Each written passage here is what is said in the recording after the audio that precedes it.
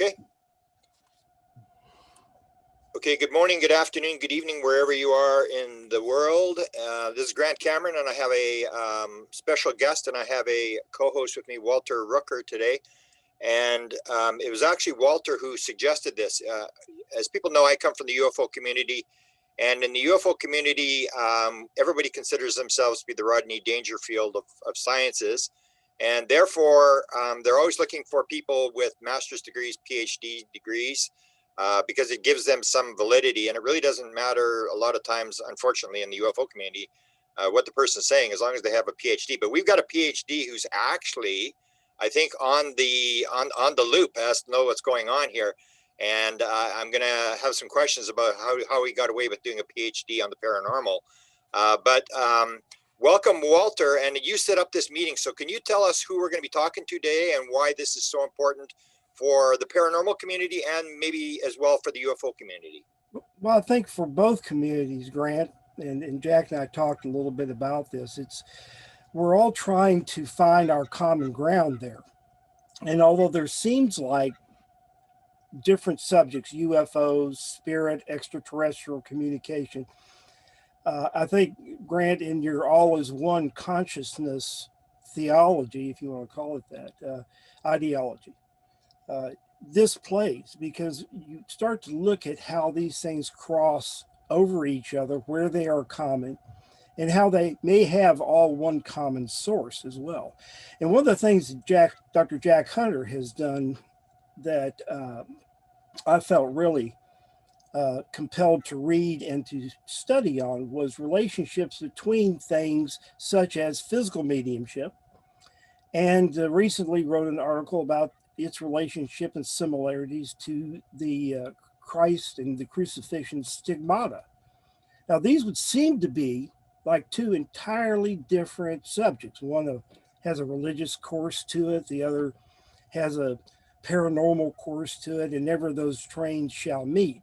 But in a number of things that Jack has written, and that being one, and let me tell you, I have every PDF I could ever find of his, and I had to buy a new hard drive just to put it all on. This guy has written more prolifically than anybody that I have ever seen in this field of crossing over between the paranormal, the spirit, and the extraterrestrial. And by taking what seemingly are weird ideas, the idea that physical mediumship, seances, levitations, physical phenomena, and the act of stigmatism, which we see not in North American countries as much as we see in other parts of the world, especially the South American parts, and getting those in a relationship that absolutely makes sense, and I believe brings a really new and different paradigm and a new investigation into paranormality, ideology, UFOlogy, and the like. Yeah. So welcome, Jack Hunter, Dr. Jack Hunter, to our talk here. Maybe give a little bit of background, and I'm most interested in, I spent 37 years on a university campus, and therefore I know that academics and administrators on a campus can be very stodgy and kind of flat earthish. So I want you to go through your background of books you've written, and basically how did you get away with writing a PhD based on the paranormal, on mediums? Yeah.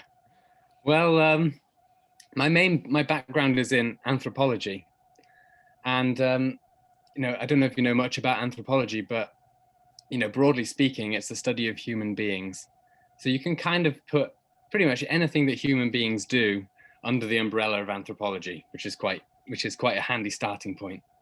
But there's also kind of like a lineage within anthropology of investigating things to do with, religion, religious experience, mysticism, and also things like, indigenous religions and animism and all of those kinds of things. So already within anthropology, there's a kind of like a safety net, because there's a lot of literature around things like spirit possession and stuff in different contexts, different cultures. Interestingly, very rarely does anthropology concern itself with mediumship in Western societies, which is what I've done. But there is this whole cross-cultural literature on spirit possession out there. And usually what they do in these, anthropological approaches is try to explain things like spirit possession away in terms of social functions, so that the idea is that spirit possession rituals perform a function for society. They bind people together through performing rituals together, or they put people in contact with their kind of, traditions and history and those kind of things. But basically what they're saying is, we can explain these practices in terms of social functions or psychological functions, or, whatever, any kind of normal kind of sociological thing. And what I wanted to do was think about how, there's this whole literature from parapsychology from the past 150 years or so, psychical research in the 1800s and 1900s, parapsychology in the 1930s and 50s, that has been, expressly concerned with thinking about the ontological status of spirits, whether spirits are real or not, and trying to demonstrate that scientifically, in labs or through experiments and things like that. So there's this whole interesting parallel literature in parapsychology to do with whether spirits are real, and anthropologists had not really engaged with that kind of stuff. So they thought about the social and psychological functions and all of those things. They'd interpreted them as performances or, as rituals and dance and those kind of things, but rarely considered the possibility that actually, maybe the people who are doing these practices are onto something, that there could be something genuine going on. So that's where my interest came in. And I was very lucky to have a supervisor at the University of Bristol called Dr. Fiona Bowie. And she's done a lot of research on sort of the anthropology of religion and things like that. And at the time that I approached her about doing the PhD, she was becoming interested in mediumship herself and had been attending different mediumship demonstrations and, spiritual healing groups and things like that. So actually, it could have been, you could think of it maybe as like a, like a serendipitous meeting, but everything sort of worked out just right. And Fiona was on this course already. And then we kind of set up this group called the Afterlife Research Center, which was all about trying to promote social scientific and anthropological approaches to mediumship, shamanism, spirit possession, life after death, and all those kind of things. And the thing that is different about this approach is, coming from an anthropological background rather than a parapsychological background, is that we wanted to sort of engage with and participate in things ourselves, as anthropologists and as ethnographers, writing about our own experiences in the field. So I stumbled across this group called the Bristol Spirit Lodge. Actually, it took a little while for me to find them. And first of all, I would go around spiritualist churches and sit in on those sort of mediumship demonstrations. But I felt like I wasn't able to establish a rapport with the people in those sort of congregations, because it seemed to me as an outsider that the congregations in those churches was kind of constantly fluctuating. So, someone would come in one day because they had an interest in mediumship, and then they might not come the next day. Or someone would come in because they were going through a grieving process for a week or 2 weeks or so on, and then they wouldn't come back again. So I felt like I was kind of anonymous, and I wasn't getting the kind of information that I wanted to. So I did a little search online, and I had just another happy coincidence. So I stumbled across this group called the Bristol Spirit Lodge, and they were literally about a 20-minute walk up the road from where I was living. So, they've been there this whole time. And I looked on their website, and they had a blog on all details about the various different seances they were holding, more than one seance on a weekly basis. So I got in touch with the circle leader and asked, a few questions, and if maybe I could come and have a chat about mediumship and that kind of stuff. And she welcomed me over, and it just sort of spiraled out from there, really.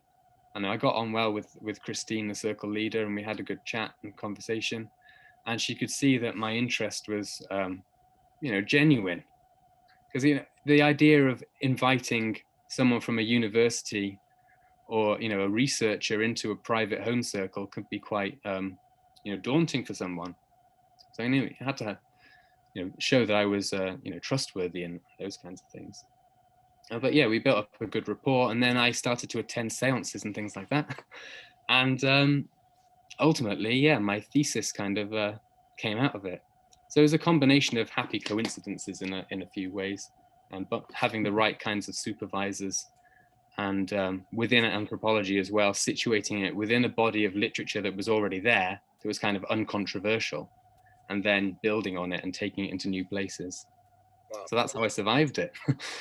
Well, one more question, and then I'll throw it to Walter. Walter's actually the guy that gets me in the circles, and you mentioned a thing which people may not realize. A lot of them are sort of like closed circles. They don't like researchers like me or academics like you coming in, because you're going to break the vibration of the circle and all. So Walter's my in. He's the guy that gets me in the circles and does all that for me. But did you have an experience that sort of, because usually if you were in the paranormal, you have some sort of experience earlier in your life that makes you open to these kind of ideas? Yeah, I did a few experiences, really, thinking back to it. One of the most profound ones was to do with psilocybin. The very first time I took magic mushrooms, and I was quite young at the time, probably too young, but that's the way it goes. And it was the very first time that I had these mushrooms. And we live in Wales, so you can go, the mushrooms grow on the hills here, so you pick them, October, November time, they just grow. So there was a time when there was an abundance of mushrooms and my friends had all picked mushrooms and there was plenty going around. So there was this time when the first time I tried them, and it was with my friend. The context is important as well, I think, because my friend's older brother, who was kind of introducing us to this stuff, was into magic and Wicca. And we had, in the room where we took the mushrooms, there was a circle, magical circle laid out on the floor and all of these kinds of things, which, probably had some bearing on my experience. But, we weren't doing anything. We weren't doing any ritual or anything like that. We were just, chilling out and listening to music and stuff like that. But there was this one moment where there was a chest of drawers in the corner of the room, and the top drawer was kind of hanging out of the chest of drawers, so that you could see inside and there was stuff in it. And in the panel along the side of the drawer, in the grain of the wood, I saw like a procession of small, I said at the time, I just said, oh my God, I'm seeing fairies. Because I didn't know how else to describe them. But they were these small, two-dimensional, goblin-like creatures. They had long pointed noses. They were quite kind of like feminine featured, like very slender. And there was a female who, was possibly slightly taller than the other ones, at leading the procession. And she turned to face me. If you can imagine, how something could turn in 2 dimensions, I don't really know, but it turned to face me and kind of clocked me. But, classic fairy kind of experience, it was kind of nonplussed. It wasn't that interested in my presence. So they recognized that I had seen them, and then they kind of carried on in their procession. And I must have, kind of lost interest in it somehow, and just, drifted off to focus on something else. And that was the extent of the experience. But it puzzled me for a long time, because these beings, to me, there was a qualitative difference between the way that they were acting and behaving and the way that other kinds of psychedelic hallucinations would act and behave. So the psychedelic trippiness of the mushrooms, the fractally kind of things and things twisting and distorting, there was all that kind of stuff, which is fair enough. But then these guys seemed to have, they seemed to be deliberately doing something. They had an intention, and they were in a procession. They clocked me and they weren't interested in me. It sounds like something else. So I've done a lot of thinking about this experience. And I think, in a way, it was that experience and trying to make sense of what these other kinds of intelligences or consciousnesses or whatever they are might be, that led me into the anthropology of religion and trying to think about how, other people interact with supernatural beings and things like that. And so I came to mediums. One more question before I throw it to Walter, and that is, you mentioned this. Looking back, you've thought about it. Do you think this is like a random experience? Because what you're describing is basically what happened to Strassman with the DMT. That he has the DMT experience, and he has these beings come through the fire waterfall and say, "Now you see us. Now you see us. Now you see us." And that led him to this whole research that has now become very famous with the spirit molecule and stuff like that. So, what do you see about random versus pattern in the universe? Are things random or are they pattern? It's hard to say, isn't it? I mean, I think that the sequence of events probably goes back further as well for me, because it wasn't my first experience, but it was a powerful one. I'd had another experience that I had was also to do with fairies, and I must have been a bit younger this time. And my friend and I had, for some reason, been trying this meditation out. And we were kids. I mean, it's strange, but we found this book about meditating and trying to encountering fairies through meditation.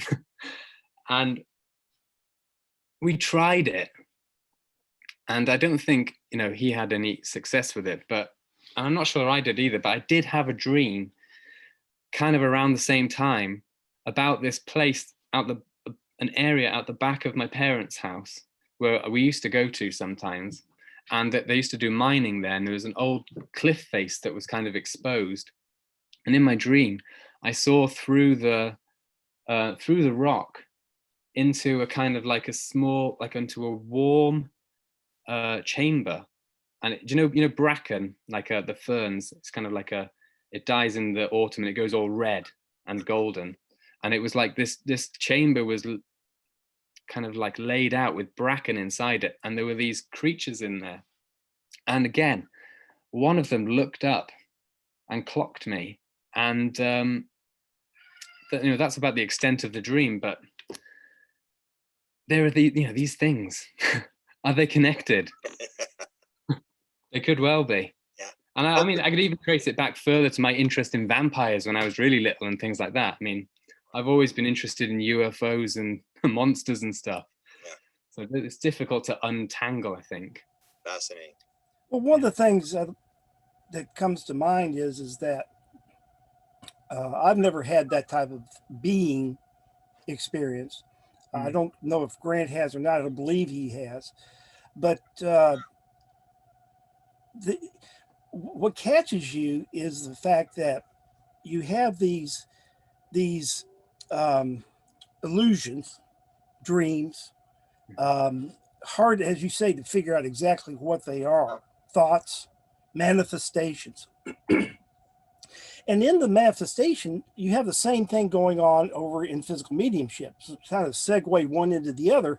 You really kind of are talking about the same type of thing. And I'm going to read something that you wrote. I'll paraphrase it. And if you'd comment on it, I'd appreciate it. Physical mediumship development sittings may then function as a form of physiological monitoring for the medium in trance. With data about external manifestations being fed back to the medium via the circle leader and the sitters, and thus reinforcing the manifestations of a particular phenomena or phenomenon. And what I think you're saying there is that when you sit in a physical mediumship seance, the manifestations is a collective consciousness. That I don't know if I necessarily even understand how that works. But it seems to be when you talk to the mediums, they'll tell you the same thing, that I'm as good as my sitters. I'm as powerful as the energy in the room. There's lots of different ways of saying it. I don't know if you've ever done this before, Jack, but I've actually walked into a seance room and you can just feel it. The energy's not there. And the seance inevitably will be less phenomenal. And this was really true of Warren Kaler. I found great fluctuations in his mediumship due to the attitude, the energy, the creativity of the sitters themselves. So you're saying it's kind of like the same thing. It's like like a psilocybin trip. There are things that are being manifested that may have to do with you culturally. For instance, you're in Wales, so you manifested fairies. I didn't manifest any fairies, dragons and monsters and weird people and everything else, but never any fairies, because there's no fairies in my life at the time. Mm-hmm. So you have that real nice interplay between the culture that you're involved in, what you manifest, who you are, and how that works even in the seance room. So a comment about the collective consciousness aspect, the sitter, the medium, how you see that working, and what the information you might have on that. Yeah, the piece that you're paraphrasing from is about how mediumship might be a kind of like a form of biofeedback training. And the reason that I started to think about this was because I was going to these seances, I was participating in them on a regular basis, and it seemed to me that it was a very gradual process.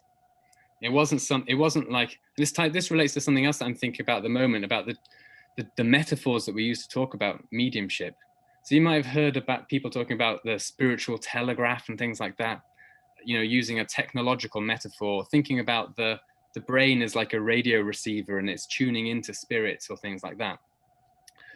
But my experience of mediumship was of this gradual process of development, where a spirit might not fully manifest in the first seance. It might not, it might just be a twitch or a gurgle or something. And then over weeks of development and of focusing intention on it, you kind of nurture this spirit into existence.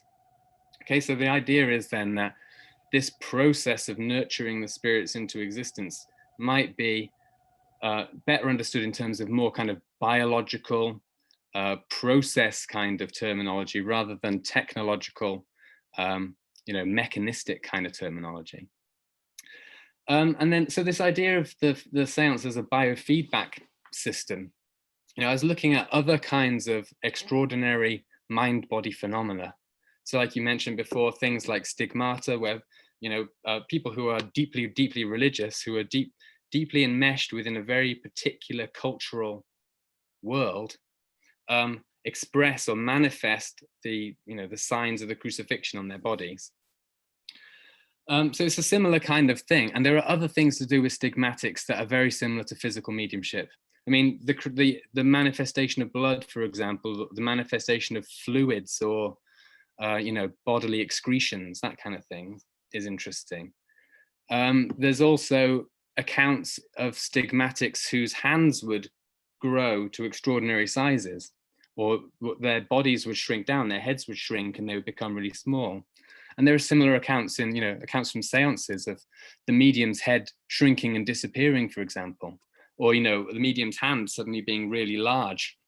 I know Shannon Taggart has a great photograph of a medium that she, in a seance that she attended, and that you can see this enormous hand. I mean, no one knows what the deal is with the photo, and Shannon's open to all of those, possibilities with that. But it's just interesting, this connection between, like, bodily extremities, parts of the body expanding and contracting, or fluids secreting out of the body. So I was thinking about, where are other places where biofeedback can produce these kinds of extraordinary, mind-body effects? And we know that it's possible to, for people to train themselves, to reduce their heart rates, or to increase their heart rates, or to change their body temperature and things like that with biofeedback training. So you might, for example, connect yourself up to a heart rate monitor. And because you've got that feedback coming back at you, you learn to control your heart rate. It's demonstrated that people can do this. It's a scientific fact. It's mind over matter, essentially. So my idea is that, these physical phenomena, stigmata and things like that, and physical mediumship, and I'm not saying all elements of physical mediumship, but certainly some anyway, might be a kind of like a super extension. This is an idea that comes from a German vitalist parapsychologist called Hans Driesch. And he thought that parapsychological phenomena like materializations were just super extensions of normal biological processes, just pushed to the extreme. So I think that, the seance then operates as a feedback device, because you have the medium who goes into their trance. They gurgle, they'd make strange noises. And then it's the group that picks up on that and feeds back into it, saying, you're doing really well. This voice, you can come through, we can help you. We'll all put our energy into this and help you to come through. And over time, through this feedback from the sitters, a strong kind of stable spirit personality emerges. So yeah, the same goes for things like ectoplasm. I mean, from your own experience of going into seances, that the group encourages the phenomena to manifest. The mood has got to be right, the atmosphere has got to be right. And they'll all say things like, they'll all be like, wow, when something actually manifests. So they're giving a feedback.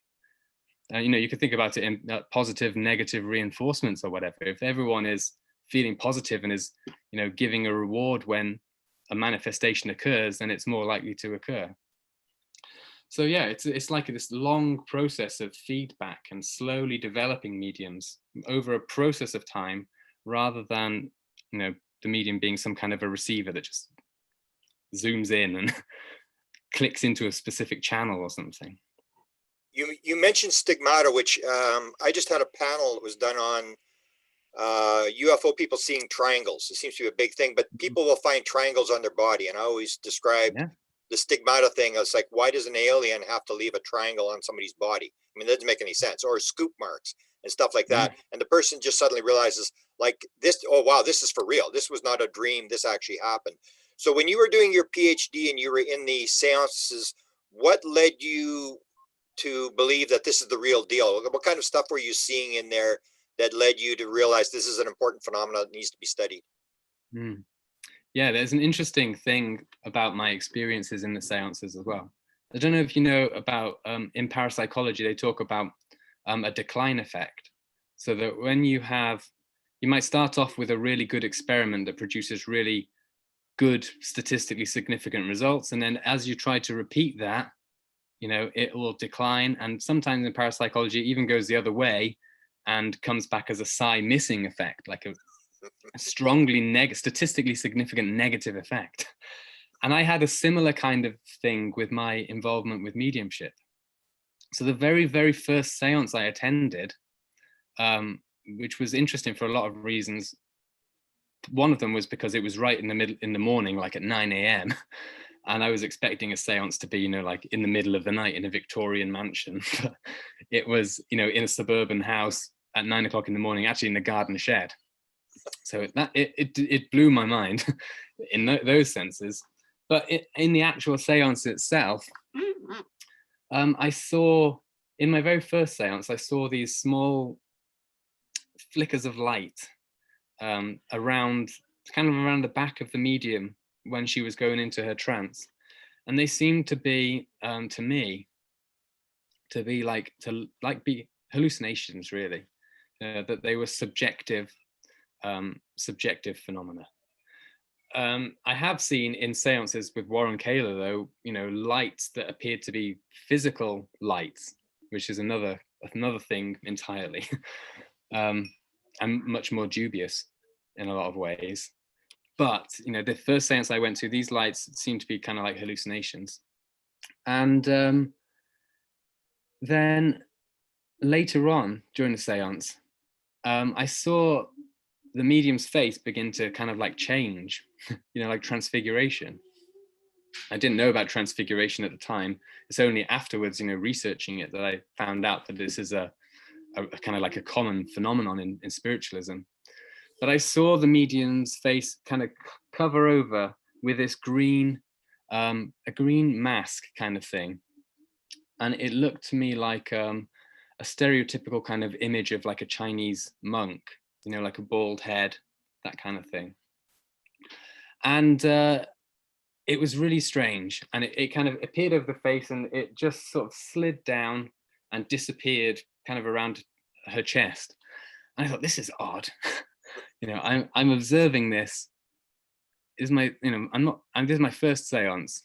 Strange. I can see this thing, but I'm not going to mention it to anyone because probably people will think I'm crazy. It seems so subjective.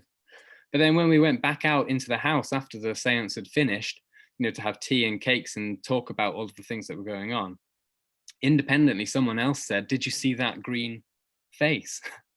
Did you see that Chinese monk?" And I had no choice but to say, yeah, I did see it. I saw it, but I thought it was a subjective hallucination. So how could something that was seemingly subjective like that, a hallucination, be kind of shared by other people in the group, people that I'd never met before? And it didn't look like the media. I genuinely do not think that the medium could have faked it, because it was like a hallucination, but it was a shared hallucination. But what I'm saying is that at the time of my greatest involvement with it, early on, when I first started to go to the seances and I was first participating in it, I had these kinds of experiences. And when I went home, I would see flashing little flashes of light and things, and I was like fully in it, in the world, of spiritualism. But gradually, it started to, peter off. And I'd be going to seances and I'd just be sitting there thinking, what am I doing here? Nothing's happening. I mean, why have I devoted my life to this? But the initial experience, was enough to be, it's something to grab onto, isn't it? And the fact that it kind of fits this general pattern with these kind of phenomena, where they do seem to go through these peaks and troughs of activity, it makes sense. So it was interesting. Go ahead, Walter. The idea of sitting in silence, when I'm asked, some advice on it, there's really not much advice you can get, except don't stick your feet out in the middle of the floor and trip up an ectoplasmic being. Outside of that, there's really just sit there and enjoy it with an open mind. But I always tell people, I said, look, there's going to be so much going on in there, especially your first seance or two. Try to just break it up into sections. In other words, if spirit A comes through, okay, let's see, is that a real objective voice? Is that a real entity? Who is this type of thing? Spirit B comes through. Okay, what do we have here? Because you can move from things that are extremely convincing to things that are extremely unconvincing, almost to the point of being boring. Yeah. And back in again. It's like you say, it is very much a roller coaster. And if you try to take the whole experience and say, well, it's fraudulent or it's absolutely foolproof or what, you're going to miss a lot of the experience itself. So it's too bad that we haven't got, and hopefully we're going to get to this, and this a little lead in here, working with Grant and several others, including Shannon and a filmmaker, Ronnie Thomas, who you may know, and has done a lot of work. And we're talking very seriously about putting on what we call a celebrity seance. And the idea is, and you're on a short list, by the way, of having to attend this, but the idea here is to bring in people who can do filming, who can do pre-seance and post-seance interviews, who have a feeling of this like you do, a different kind of approach to this, and to get all these things recorded as best as we possibly can so that we can walk away with this with a more definitive approach to and understanding of physical mediumship. Because you, as you know, and as I've had, you can have experiences that leave you completely flummoxed. There's just no, you'll be thinking about them until the day you die, and you'll never come up with an answer. Somebody else may be sitting in there and have the same experience as you did, just as you did with the being that you saw, same experience, and yet have a completely different take on it. And being able to pass that information back and forth and bring in people from the ufology community, from the extraterrestrial community, from the spirit community, and putting them all in the same hopper and letting them have the same seance experiences. We're working with Kai on this, so you'll know. Seemed to be a good idea to try to promote this a little bit further. Because one of the questions I'm going to ask you is, and you talk about this, is what exactly is going on in the physical mediumship, the part that we call the spirit part? I mean, are these really discarnate human beings? Are these extraterrestrials are goofing with us? Are these interdimensional beings? I mean, who are these people? And in the seance, you really do not have, because of the structure of the seance, you don't have that opportunity to ask questions that would expose an identity. You cannot ask Winston Churchill something that isn't already known through half the world. You know, as well as he's been autobiographed and biographed. Mm-hmm. But you can get to a point where you can start to have some meaningful conversation, and then but you can't ever really get to the point where you can prove that's Winston Churchill, or this is a Yellow Feather, or this is Luther, or whomever the spirit or spirits coming through are. Yeah. And that's a very difficult thing for a lot of people to deal with. With me, the mystery is in the fun. The fun's in the mystery. If I had answers to all that, probably wouldn't be having these conversations. But what's your take on what's going on in there? One thing, spirits, ETs, discarnates, who is it? It's a good question.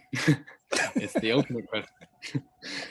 Well, you know, in parapsychology, they talk about this as the psi or super psi, the survival debate.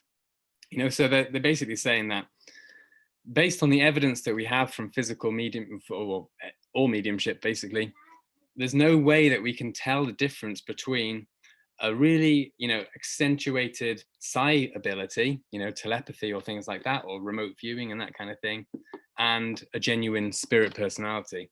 Because like you're saying, any information about these personalities could easily or equally be accessed via psi, you know, so there's not really any way of saying it. So you end up in parapsychology with these two different camps of those who adopt us, you know, the survival hypothesis that it's spirits that are doing these things, and those who adopt the psi hypothesis. But my way of thinking is usually to try and collapse these kind of binary distinctions. And I think that really there isn't any, you know, the two ideas are not mutually exclusive. You know, spirits are going to have to employ some kind of psi, some kind of telepathy, some kind of psychokinesis, you know, in order to manifest. You know, if they are discarnate beings, non-physical beings, or essentially minds without bodies, then they need some kind of a mechanism. And that mechanism, you know, from what we know from parapsychology, is likely to be psychokinesis and psi. So, you know, maybe we're going down the wrong track in trying to, you know, in arguing for one camp or the other. And actually, we should be investigating more how these different processes interact with each other. You know, so we're saying we're not going to say it's either psi or spirits. We're going to say it's probably a combination of both in some sense. Kai Moogie's seance starts. He'll do 5 days. Come in on a Monday and leave on a Sunday, and work for 4 or 5 days in there, and at least 2 of those days will be table turning or table tipping or whatever you want to call it, where you sit down with the medium, usually a circular table, but doesn't have to be, and they put their hands lightly on top, and the table begins to move and rock, and can even answer yes and no questions depending upon which way it rocks, and et cetera and so on. And I asked Kai about this. I said, Kai, what's going on there? I mean, you know, if there were ectoplasmic pseudopods, rods, coming out from your stomach, picking up the table, well, we have photographs of that in light. That's not going to be possible for an ectoplasmic rod to form and function in light. So what's going on there? And he says, I don't know. I mean, you know, he's been doing this for 20 years now. He has no idea. And trying to turn that back to his physical mediumship seance, say, look what he does in his table. Wait, I don't know how this works. Psychokinesis, maybe. Again, collective consciousness of the sitters, energy, maybe. Spirit, absolutely. And then you take that back over into the seance, and you've got basically the same questions, just with a different subjectile to it. So it really makes for some really interesting experiences. Grant, do you have something?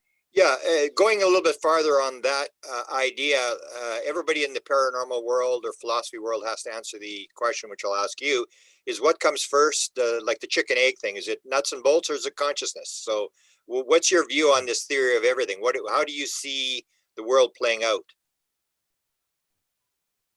Yeah, Well, I think the way that I lean with this is towards a kind of animism.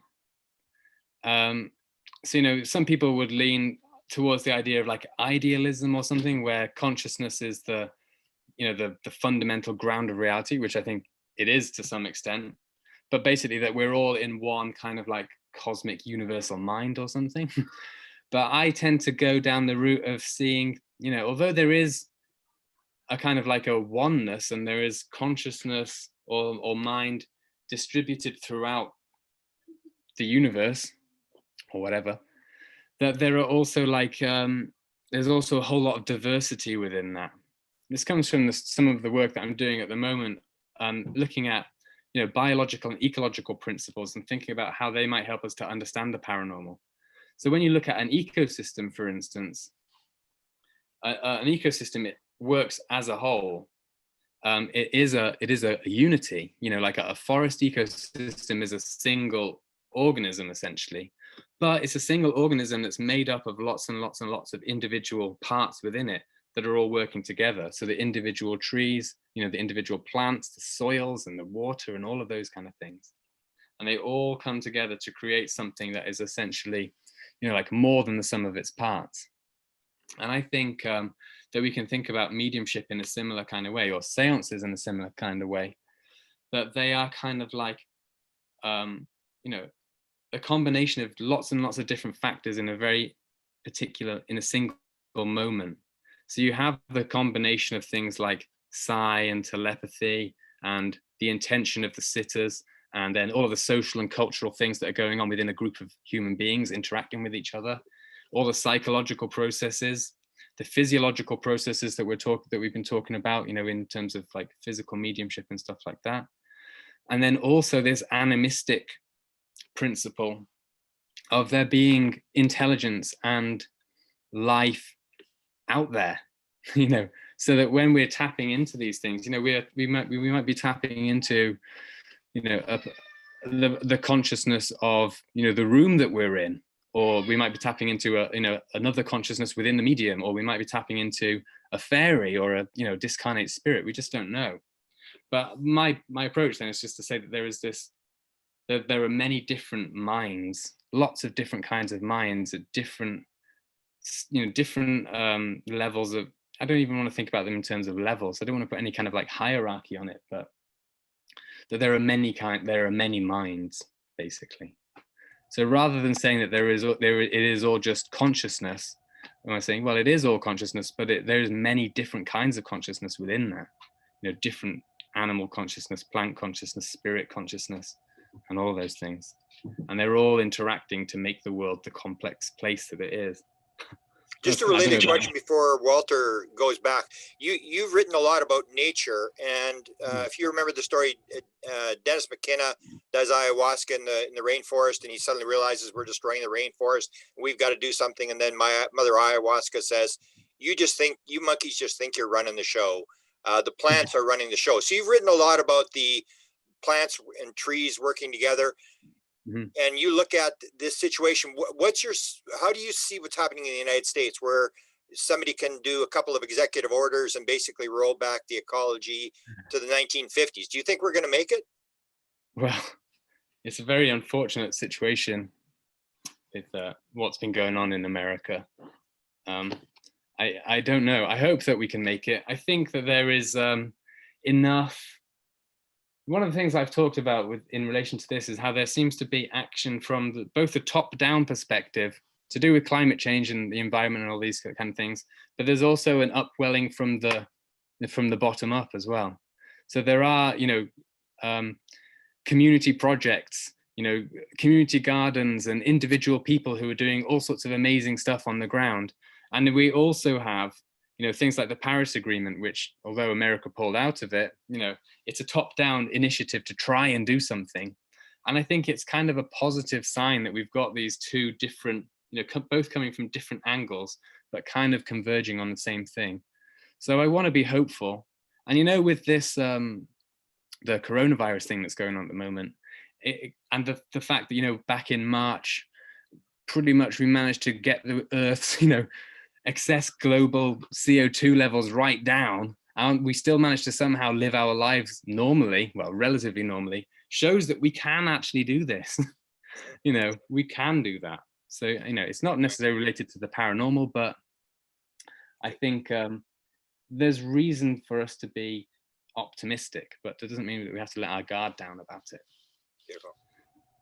Walter. Are you familiar with the entity, the extraterrestrial Bashar, as channeled by Daryl Ankle? Well, he has a different take on this. Let me throw Bashar's take on this. It's pretty simple. He says, look, you create your own physical reality. He explains the mechanics, but that's beside the point right now. So if you want to create a physical reality, that's your intent, purpose, and what you want, and that physical reality includes an ecological disaster, well, that's the one that you signed up for. Yes. But you can equally create a physical reality where none of this happens. So which one did you sign up for? Which one do you want? You're going to get only what you believe in. And you're going to create whatever you want out of that. Now, in another thing I want to tell you about, I got a call, an email from a Unity church that wanted me to come and talk to them about Christ as a medium. Actually, I put it forward to them. I said, look, there's a lot in the New Testament that indicates, and the Old Testament as well, but in the New Testament indicates that Christ was transfigured, you know, that he may have been, or there may have been in his group, a physical medium, and that his resurrection, his transfiguration and ascension into heaven was an ectoplasmic covering, and the spirit manifestation by one of the apostles or somebody in his group, maybe Mary Magdalene, who knows, and that was the case. And I went to sleep and I dreamt that I did that. I did end up doing it, but I dreamt that I did that. And I gave my little 30-minute speech and whatnot. And at the end, I looked up and nobody said a word. They just looked at me like I was nuts. And so I thought, well, I'll just get off this pedestal here and just move along. You know? Well, I've always wondered about that. If there could be some historical significance to that idea. Yeah, I think there's a lot of, you know, within religion, we tend to think about religion and the paranormal as two separate things. But again, you know, like we've seen with stigmata, I mean, stigmata is just another form of physical mediumship. So, you know, we're basically dealing with, I think, human capacities that manifest at certain times, and they get kind of, again, like honed in on by a group of people. And then sometimes those things get turned into a religion. But usually what happens is, you know, like George Hansen talks about with these mediumship groups, they kind of break apart and crumble. But sometimes, every now and again, it crystallizes and it becomes a movement or something. But, you know, who knows how long they last for. We've had a 2,000-year-long movement. Maybe it's starting to crumble. We're coming up on an hour, so let me ask you one thing about mediumship. When you look at the seances, is there anything you can think of that, if you had the money and the time, that you would use to try to validate this, to make it be better researched? And can you talk about what you're doing now? You're working on some different projects, I heard. Talk about what you're into now and what you're hoping to accomplish. Yeah, well, in terms of researching mediumship, what I think would be interesting would be to do more field-based research with mediums, because, you know, a lot of the time in parapsychology, the emphasis is on bringing the mediums into the lab and doing controlled studies and all of those kind of things. But we know from anthropology and from anthropologists like Ernesto Di Martino, an Italian anthropologist, that when we do this, we're taking, you know, the phenomenon out of its ecological context, you know, out of the natural environment within which these experiences usually occur, and out of the kind of social and emotional context within which they usually occur. So it's not really surprising that when we get, you know, the paranormal in the lab in the form of psi or, you know, mediumship studies, that we're just dealing with small statistically significant effects. Whereas when you go to a seance or something, you're dealing with something of a magnitude that's much greater. So what I think would be beneficial for mediumship research going forward would be to take a leaf out of anthropology's book and to do much more kind of field-based research in the situations in which these experiences usually take place. But also to think about mediumship, not necessarily in terms of trying to prove or disprove whether the phenomena are genuine, but to think about other things as well. You know, in the same way that anthropologists might study, you know, spirit possession in India, or, you know, the elaborate ritual performances in Nepal or whatever, you know, we can study these kind of things as cultural phenomena in their own right, regardless of whether they are, you know, genuine or not. You know, although I think that there is some kind of genuineness going on there, but there are whole other things that we could think about. So in my research, you know, I've thought about how is the body used in mediumship seances? You know, how does the body get used to express different personalities? What's the relationship of that to things like acting and pretending and stuff like that? So yeah, that kind of thing would be interesting to see more research on other aspects of mediumship. But that, you know, that relates to my research that I'm doing at the moment, which is to do with ecology and nature and things like that, and trying to understand, you know, like I've been saying throughout this talk, about how maybe ecological or biological principles metaphors might be better for understanding the paranormal than technological physics-based models and things like that. But also thinking about the role of extraordinary experiences in initiating ecological activism. So there's some interesting stuff about John Mack, the UFO researcher, argued that the alien abduction phenomenon is occurring in the context of this global ecological crisis, and that lots of abductees and contactees come back from their experiences feeling that they have to do something to help the Earth.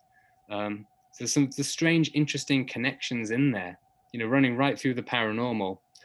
We could also think about things like the Loch Ness Monster. You know, we can go as far as we want with the paranormal, Bigfoot and things. Are they nature spirits? You know, are there other ways that we could think about them beyond the kind of like standard classic, you know, cryptozoological models or things like that? So my new ecological approach is opening up lots of interesting avenues for exploration. Yeah, that's where I'm at. Beautiful. If I could jump in real quick, my wife had a really unusual experience in a seance. She was called to the cabinet. She and I were sitting, and 10 or 15, 20 others, whatever. She was called to the cabinet, sit in a seat in front of the cabinet. And while she was sitting there, the circle leader was sitting to her right. She was sitting in front of the cabinet, in front of the medium who was in the cabinet. And the CD player, which is typical, you know, that you have some kind of a boom box or CD player to people can sing and amp energies and the like, came on to the tune Imagine. And John Lennon came through in as clear a John Lennon voice as I can possibly imagine, hummed a few verses to her and really made her day because she was a huge Lennon fan. And with that, I want to say to John Lennon how much I miss you. And Grant, what wonderful work you did in the book that highlighted. Is it Tuned In? Tuned In, the Paranormal World of Music, yeah. Yeah, and anybody that hasn't read that needs to read that. And the stuff, especially about John and his ufology and extraterrestrial abduction possibilities and all that. But nonetheless, it's a great read, and I really miss him. And John, I know you're listening. Yeah, and you mentioned John. I thought you were going to bring up today is the 40th anniversary of the death of John. And I think I killed Grant. Oh, hang on. Say it one more time, Grant. You were dead on this. Today is the 40th anniversary of the death of John Lennon, and you said that John Lennon actually stood on your wife's feet, right? That it was a real. It wasn't just a.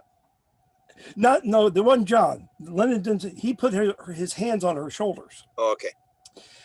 While he hummed these three verses, it was. Let me tell you, it was absolutely stunning. It was just we just all went, what in the world is going on now? You know? But the fact that it related to her interests, she had the John Lennon Beatles cap when she was growing up, you know, way back before Jack Hunter even knew what birth was like. Yeah. Back in those old days in the 60s and 70s. And so, and she never said anything to anybody about it. So this came directly either from spirit, from something, some John the Discarnate. These are the kinds of things that leave you with all the fun, all the mystery, and all the awe, and all the questions. Yeah. Okay, I just want to have one more question, then we'll end it. Have you got your PhD, your teaching there? Do you have graduate students and people like that who are following on and doing various projects related to this? Yeah, well, at the moment, I teach for the Sophia Centre at the University of Wales, Trinity St David. I'm also a research fellow with the Alistair Hardy Religious Experience Research Centre, which is also in the university.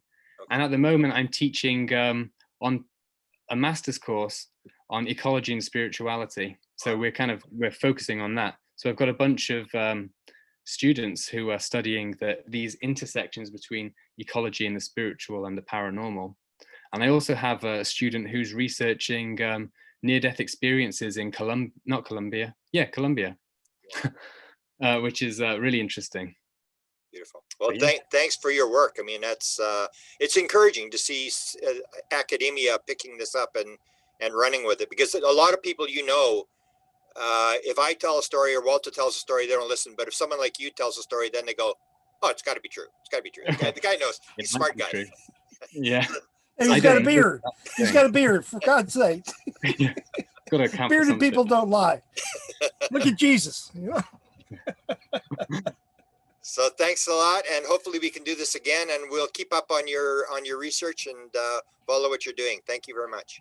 Jack, thank you very much. And Grant, again, thank you so much for having me on as your co-host. I'm really appreciative. And it's been a lot of fun. Thanks, guys. Beautiful. See y'all. Okay.